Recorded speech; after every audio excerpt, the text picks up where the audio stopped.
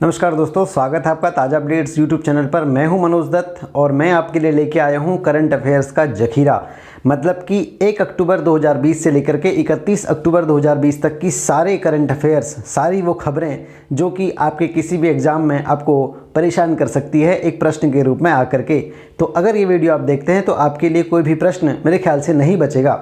तो देखिए इस वीडियो को अंत तक और अक्टूबर मास की सभी करंट अफेयर्स से अपडेट रहिए। शुरू करते हैं 1 अक्टूबर से। 1 अक्टूबर 2020 को अंतर्राष्ट्रीय वृद्ध दिवस के रूप में मनाया गया था।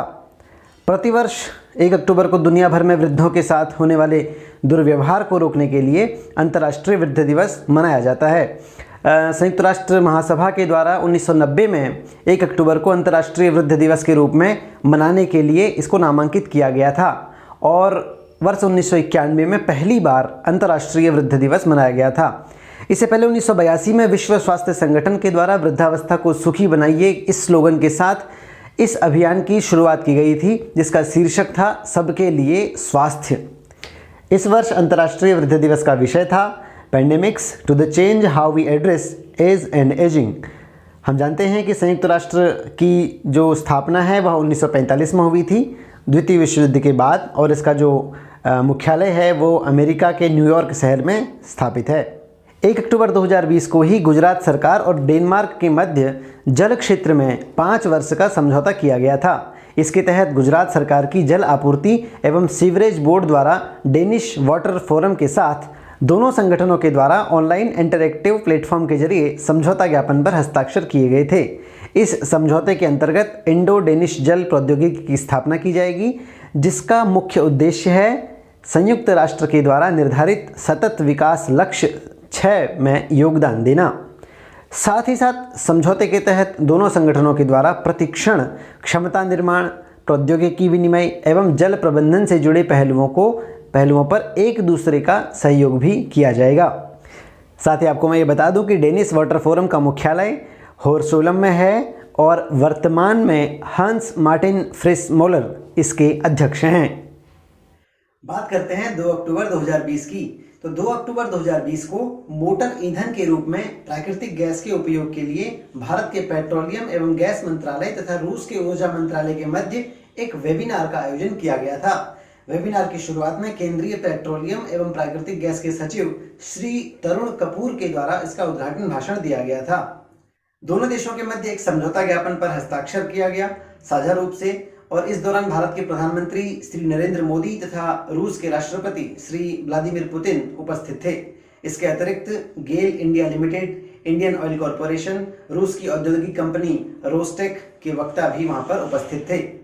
परिवहन के रूप में प्राकृतिक गैस के उपयोग में संपीड़ित प्राकृतिक गैस यानी कि सीएनजी एवं तरल प्राकृतिक गैस जो है यानी कि एलपीजी, इनको भी वहां पर शामिल किया गया था। दोनों प्राकृतिक गैसों के उपयोग हेतु वेबिनार के 2 सत्र आयोजित किए गए थे और दोनों सत्रों में भारत तथा रूस के वक्ताओं के द्वारा अपने विचारों को प्रकट किया गया था। 1 अक्टूबर 2020 को ही भारतीय प्रशासनिक सेवा की अधिकारी एस अर्पणा को भारत के औषधि विभाग का सचिव भी नियुक्त किया गया है। अर्पणा की नियुक्ति केंद्रीय रसायन एवं उर्वरक मंत्रालय के द्वारा की गई है और उन्हें विभाग के पूर्व सचिव हैं वीडी वाघेला, उनके स्थान पर नियुक्त किया गया है। वाघेला 30 सितंबर 2020 को विभाग के सचिव के पद से सेवानिवृत्त हो गए थे और उन्हें वर्ष 2019 में इस पद पर नियुक्त किया गया था।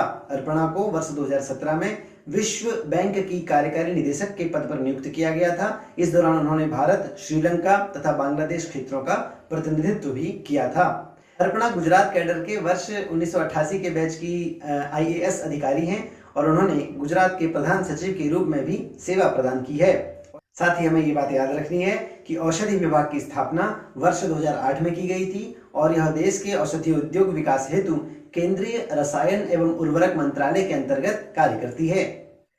बात करते हैं 3 अक्टूबर 2020 की। तो 3 अक्टूबर 2020 को प्रधानमंत्री श्री नरेंद्र मोदी के द्वारा सामरिक रूप से महत्वपूर्ण अटल टनल का उद्घाटन किया गया था। इस सुरंग का निर्माण हिमाचल प्रदेश के रोहतांग क्षेत्र में किया गया है। उद्घाटन समारोह में प्रधानमंत्री के साथ केंद्रीय रक्षा मंत्री श्री राजनाथ सिंह भी वहां पर उपस्थित थे। यह विश्व की सबसे लंबी राजमार्ग सुरंग है जिसकी कुल लंबाई 9.02 किलोमीटर है। तथा इसकी चौड़ाई 8 मीटर है। सुरंग की ऊंचाई कुल 5.525 मीटर है। सुरंग को बनाने की तैयारी या शुरुआत 3 जून सन 2000 को की गई थी। भारत के तत्कालीन प्रधानमंत्री स्वर्गीय अटल बिहारी वाजपेयी ने वर्ष 2002 में सुरंग के निर्माण के लिए अप्रोच रोड का शिलान्यास किया था। सुरंग का दक्षिणी पोर्टल जो है वो मनाली से 25 किलोमीटर की दूरी पर 3060 मीटर की ऊंचाई पर स्थित है। वहीं सुरंग का उत्तरी पोर्टल 3071 मीटर की ऊंचाई पर लाहौल घाटी में तेलिंग सीसू गांव के नजदीक स्थित है। यह सुरंग मनाली तथा लाहौल स्पीति को आपस में जोड़ती है। आपात स्थिति हेतु बातचीत करने के लिए हर 150 मीटर पर टेलीफोन सुविधा की व्यवस्था भी की जाएगी इसमें, और साथ ही साथ सुरंग में हर 60 मीटर की दूरी पर अग्निशमन यंत्र भी लगाए गए हैं। 3 अक्टूबर सन 2020 को ही भारत के द्वारा सतह से सतह पर वार करने वाली बैलिस्टिक शौर्य मिसाइल का ओडिशा के बालासोर में सफल परीक्षण भी किया गया था। शौर्य मिसाइल को भारत की रक्षा अनुसंधान एवं विकास संस्थान यानी कि DRDO द्वारा उन्नत किया गया है। मिसाइल की मारक क्षमता कुल 800 किलोमीटर है। यह मिसाइल 40 किलोमीटर ऊंचाई तक जाने से पहले आवाज़ की रफ्तार से 6 गुना तेज़ी से चलती है। और शौर्य मिसाइल जो है वो पनडुब्बी से लॉन्च की जाने वाली बैलिस्टिक मिसाइल की ज़मीनी स्वरूप है। यह एक 2 स्टेज बैलिस्टिक मिसाइल है। यह सॉलिड फ्यूल के माध्यम से चलती है। मिसाइल अपने साथ न्यूक्लियर पेलोड ले जाने में भी सक्षम है। क्रूज मिसाइल की भांति यह स्वयं को गाइड करने में भी सक्षम है। DRDO की स्थापना 1958 में की गई थी। इसका मुख्यालय जो है वो नई दिल्ली के DRDO भवन में स्थित है। वर्तमान में संस्थान के चेयरमैन डॉक्टर सतीश रेड्डी हैं। 2 अक्टूबर 2020 को ही राष्ट्रीय अपराध रिकॉर्ड ब्यूरो यानी कि NCRB ने वर्ष 2019 में भारत के अपराध की रिपोर्ट जारी की थी। मतलब भारत में जितने भी अपराध हुए थे उनकी एक रिपोर्ट जारी की थी। रिपोर्ट में देश के 19 शहरों में से सबसे अधिक जो मामले थे वो अवैध रिश्तों के मामले थे और अवैध रिश्तों के कारण हुई हत्या के मामले थे, और इसमें चेन्नई ने पहला स्थान प्राप्त किया है। बुजुर्गों से संबंधित हत्या के मामले में उत्तर प्रदेश ने पहला स्थान प्राप्त किया और वर्ष 2019 में यहाँ कुल 209 ऐसे मामले दर्ज किए गए हैं। वहीं इस श्रेणी में दूसरे स्थान पर तमिलनाडु है। यहाँ कुल 117 मामले हैं। अनुसूचित जाति यानी कि SC वर्ग के लोगों के खिलाफ सबसे अधिक आपराधिक मामले उत्तर प्रदेश में दर्ज किए गए हैं। इसके बाद इस श्रेणी में दूसरे स्थान पर तथा तीसरे स्थान पर राजस्थान और बिहार राज्य हैं। अनुसूचित जनजाति के खिलाफ सबसे अधिक मामले मध्य प्रदेश में हैं और वहीं राजस्थान इस मामले में दूसरे स्थान पर और उड़ीसा इस मामले में तीसरे स्थान पर मौजूद है। 2 अक्टूबर 2020 को ही भारत के दूसरे प्रधानमंत्री श्री लाल बहादुर शास्त्री की 116वीं जयंती मनाई गई थी। इस अवसर पर राष्ट्रपति श्री रामनाथ कोविंद एवं प्रधानमंत्री श्री नरेंद्र मोदी ने दिल्ली स्थित विजय घाट पर शास्त्री जी को श्रद्धांजलि भी अर्पित की। श्री लाल बहादुर शास्त्री जी का जन्म 2 अक्टूबर 1904 ईस्वी को उत्तर प्रदेश के मुगलसराय में हुआ था। वह 9 जून 1964 से लेकर 11 जनवरी 1966 तक भारत के प्रधानमंत्री रहे थे। इसके साथ ही उन्होंने भारत के विदेश मंत्री के रूप में जून 1964 से लेकर जुलाई 1964 तक और गृह मंत्री के रूप में अप्रैल 1961 से लेकर अगस्त 1963 तक एवं रेल मंत्री के रूप में 1951 से 1956 इस वर्ष में इस दौरान उन्होंने इन मंत्रालयों को भी संभाला या फिर इस रूप में भी सेवा प्रदान की थी। 1965 में भारत पाक युद्ध के दौरान शास्त्री जी ने जय जवान जय किसान का प्रसिद्ध नारा भी दिया था। शास्त्री जी ने ही वर्ष 1965 में भारत में अनाज के उपज हेतु शुरू की गई हरित क्रांति को बढ़ावा दिया और इसके अतिरिक्त उन्होंने अपने कार्यकाल में दुग्ध उत्पादन हेतु एक आंदोलन की शुरुआत की जिसका नाम है श्वेत क्रांति। शास्त्री जी का निधन 11 जनवरी 1966 को तत्कालीन सोवियत संघ के अंतर्गत स्थित और आज अफगानिस्तान में स्थित ताशकंद में हुआ। इन्हें मरणोपरांत वर्ष 1966 में देश के सर्वोच्च सम्मान भारत रत्न से भी सम्मानित किया गया। 2 अक्टूबर को ही महात्मा गांधी जी की जयंती के अवसर पर विश्व भर में अंतर्राष्ट्रीय अहिंसा दिवस के रूप में मनाया गया। इस दिवस को मनाए जाने का प्रस्ताव वर्ष 2007 में 15 जून को संयुक्त राष्ट्र महासभा में रखा गया था। इस वर्ष संयुक्त राष्ट्र द्वारा विश्व अहिंसा दिवस का विषय गांधी @150 शांति एवं विकास के लिए एक अहिंसक रास्ता रखा गया था। प्रधानमंत्री श्री नरेंद्र मोदी के द्वारा 2 अक्टूबर सन 2014 को महात्मा गांधी की 146वीं जयंती के अवसर पर स्वच्छ भारत अभियान की शुरुआत भी की गई थी और इस वर्ष यानी कि 2020 में बापू की जयंती के अवसर पर भारत के शहरी एवं विकास मंत्रालय के द्वारा देश के कुल 4327 लगभग इतने नगर निकायों को खुले में शौच मुक्त घोषित कर दिया गया है। बापू का जन्म 2 अक्टूबर 1869 को गुजरात के पोरबंदर में हुआ था। इनका पूरा नाम था मोहनदास करमचंद गांधी। महात्मा गांधी 9 जनवरी 1915 को साउथ अफ्रीका से भारत लौटे थे। इसके पश्चात उन्होंने भारत की स्वतंत्रता प्राप्ति हेतु सबसे पहले 1917 में चंपारण सत्याग्रह की शुरुआत की थी।